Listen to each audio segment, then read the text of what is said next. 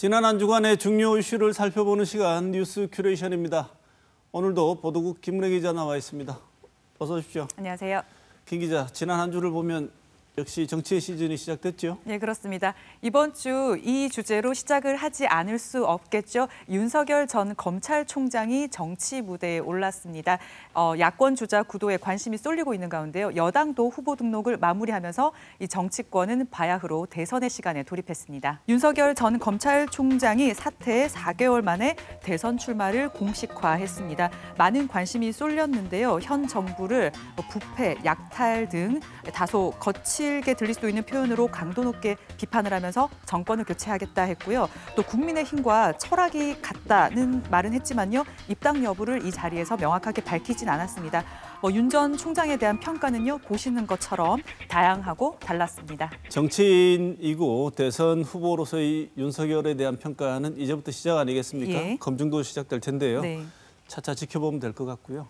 이 기자회견 와중에 우리 대구 경북에 대한 언급이 나왔다죠? 네, 그렇습니다. 대구 경북에서 지지가 높은 이유를 묻는 데 대한 대답이었는데요. 윤 전 총장은 대구 경북 주민들께서 저를 많이 성원해 주시는 건 이 지역 연고 정치인에 대한 안타까운 마음보다 박근혜 전 대통령에 대한 마음보다 지금 무너진 법치와 상식을 좀 똑바로 세워달라는 취지로 본다.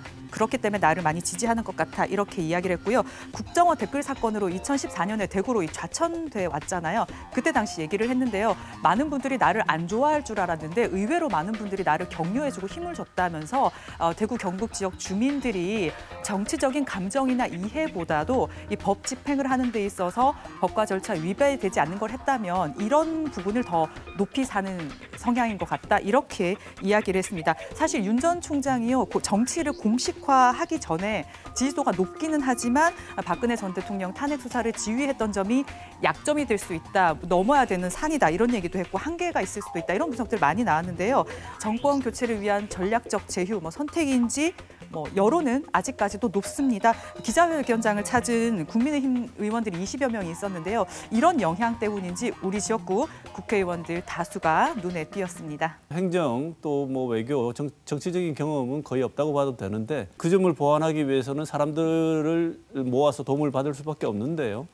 어떤 사람을 모으는가를 보면 지향점이 어디 있는지 힌트를 얻을 수 있겠죠? 예, 그렇습니다. 윤 전 총장이 한 방송에 출연을 해서요. 현실 정치, 행정 경험이 부족하다 이런 지적에 대해서 전문가의 조력을 받으면 제가 기본적인 실수 없는 판단을 할 수 있는 그 정도의 경험은 쌓았다고 생각한다. 이렇게 답변을 했어요. 네. 당사자도 전문가의 조력을 본인이 나아갈 그 힘의 동력으로 보고 있기 때문에요. 어떤 인사들과 함께하냐 많이 관심이 쏠리고 있는데요. 공보 라인을 제외한 사실상 외부 1호 인사가요. 이석준 전 국무조정실장인데 관심이 많이 쏠리고 있습니다. 이석준 전 실장은요. 박근혜 정부 시절에 창조경제 정책을 수립 추진을 주도를 했고요. 장관급인 국무조정실장으로 활약한 후에 공직에서 물러났습니다. 기자회견에서 소득주도 성장 그리고 주택시장에 대한 공격을 현 정부의 정책에 대해서 공격을 많이 했잖아요. 앞으로 윤 전 총장이 이석준 전 실장과 함께 어떤 정책을 내놓는지도 관심이 많이 쏠리고 있습니다. 최재형 전 감사원장도 이제 전 감사원장이 됐죠. 사퇴했습니다. 예. 네네.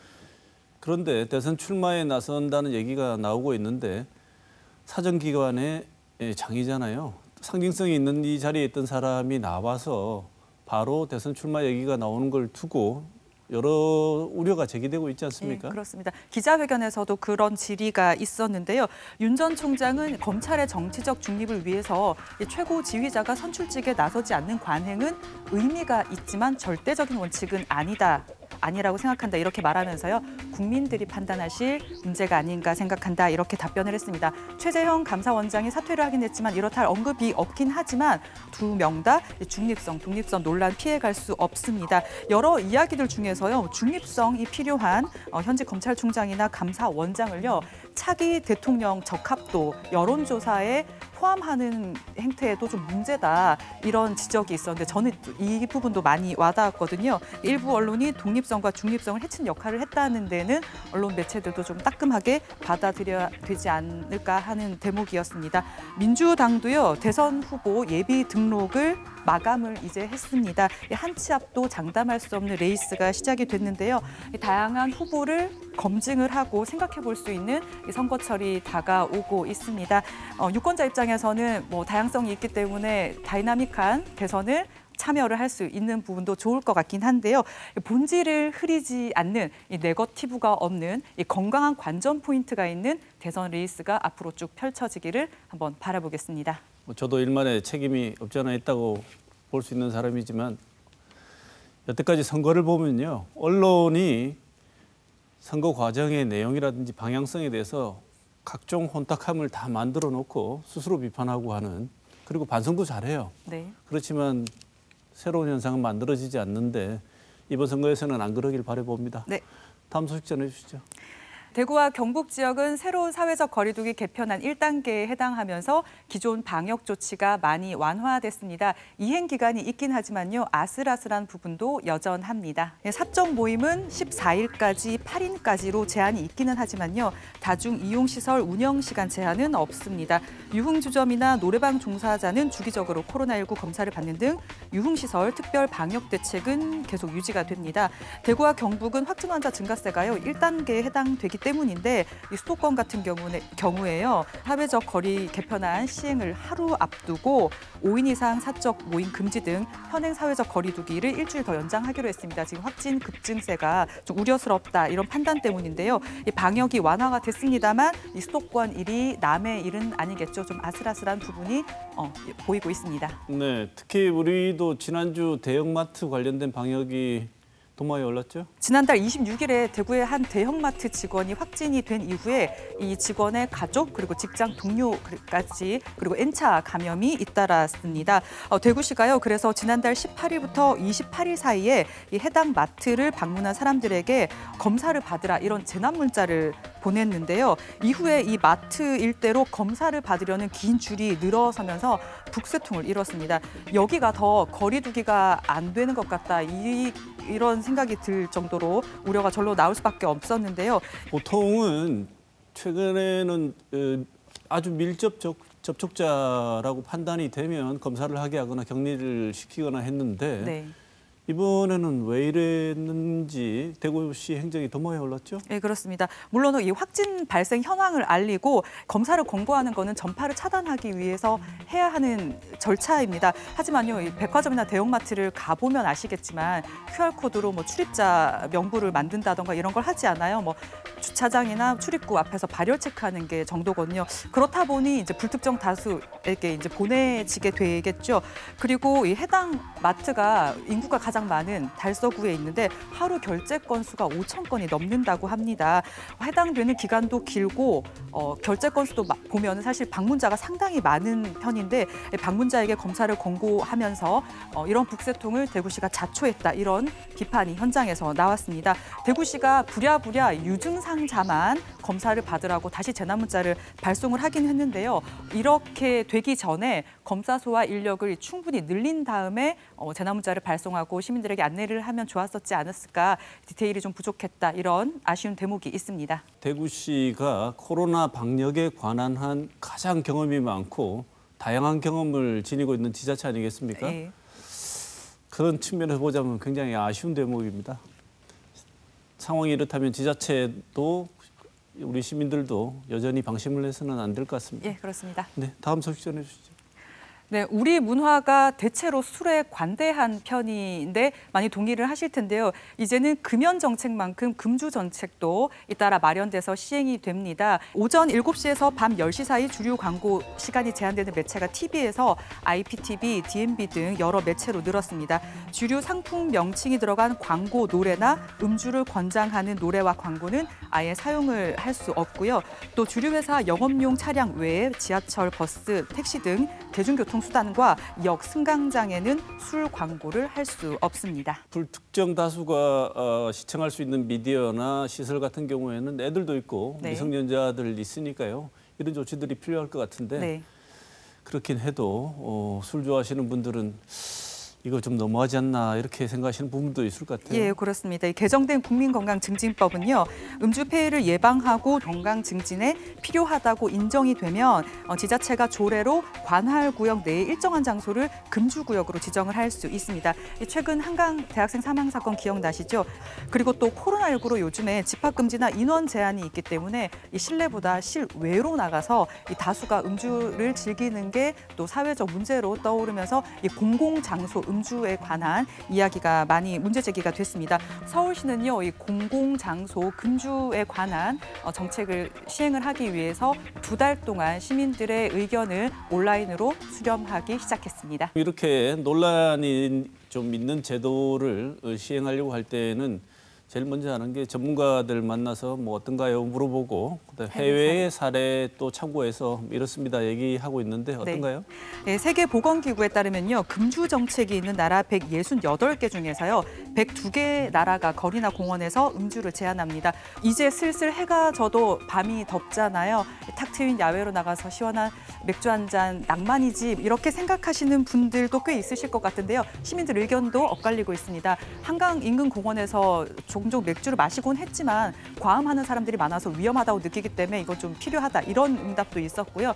음주구역을 일부를 지정을 하자 이런 의견도 있었고요. 또 심야에만 음주 행위를 금지하자 이런 시민들의 절충안이 나왔다 이런 보도들이 있었습니다. 우리 예전에요 금연구역을 처음 지정하고 할 때도 사실 반발이 많았습니다. 이럴 것 같으면 나라가 담배는 왜 팔고 담배 세금을 왜 걷냐 이런 불만 많았지만 결국 차츰 적응을 했고 자리를 잡아갔잖아요.